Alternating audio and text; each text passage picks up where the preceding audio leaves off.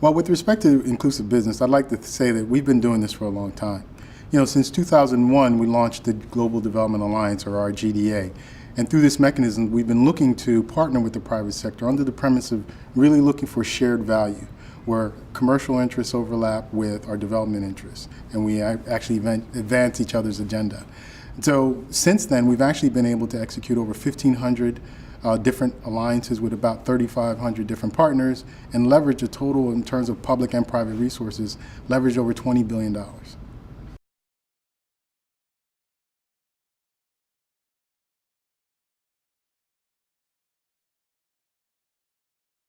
No, there are quite a number of challenges.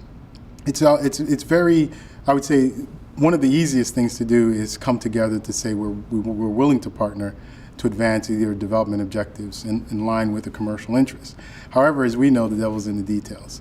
When we really start getting down to the programmatic level, how do we think about not only our shared mutual outcomes and shared interests, but how do we share risk as well as the rewards? What does it look like? How do we actually measure success? And then create a platform where we can have a mature dialogue to monitor and adjust as need be. Another one of the key challenges or interesting challenges is really one of language and timescales. Clearly we're working as large governmental organizations with large bureaucracies that are complex. But quite honestly, the public sector and corporations are complex as well. So bringing those two together to actually work efficiently and effectively. Underpinning this is one of language. Again, being able to have a common language in terms of defining what we view are our interests as well as our shared value, and ultimately being at a place where you can measure and effectively execute those. And lastly, when you are tackling some of the big intractable issues, like ending extreme poverty, that always begs the question, really, what does that look like? And there's so many things that one can do to address it, and so many ways to address it. So really having a platform to have that concrete discussion and be able to move into the next phase of action.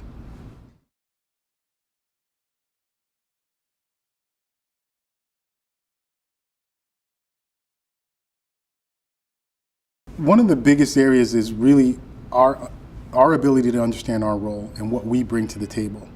We have tremendous convening power, so bringing the right actors to the table to really address some of the issues and some of the constraints that impede inclusive businesses from being successful.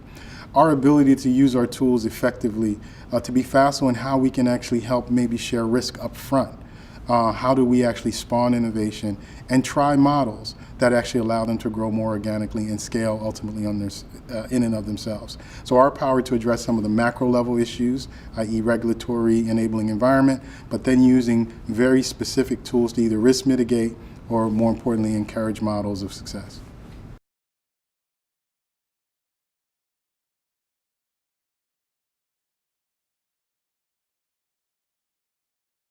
One of the things that we've done within USAID is really try to encapsulate this through the U.S. Global Development Lab, where our posture is to really source, test, and then ultimately scale innovative models. And innovative models could be an actual scientific intervention, or it could be a new business practice. The goal is, how do we get to these development impacts better, faster, and cheaper? So we've used a number of tools across the U.S. Global Development Lab based on rigorous evidence, focusing on research data, based on innovative tools around how do we bring in new thought leaders and new minds into finding solutions. So a concerted effort on focusing on crafting or designing an innovation pipeline, but then also making a fundamental effort to focus on taking things to global scale. So building in evidence, looking at impact, but also looking at scalability, and then galvanizing our partners to establish a global platform to take those successful solutions to fruition.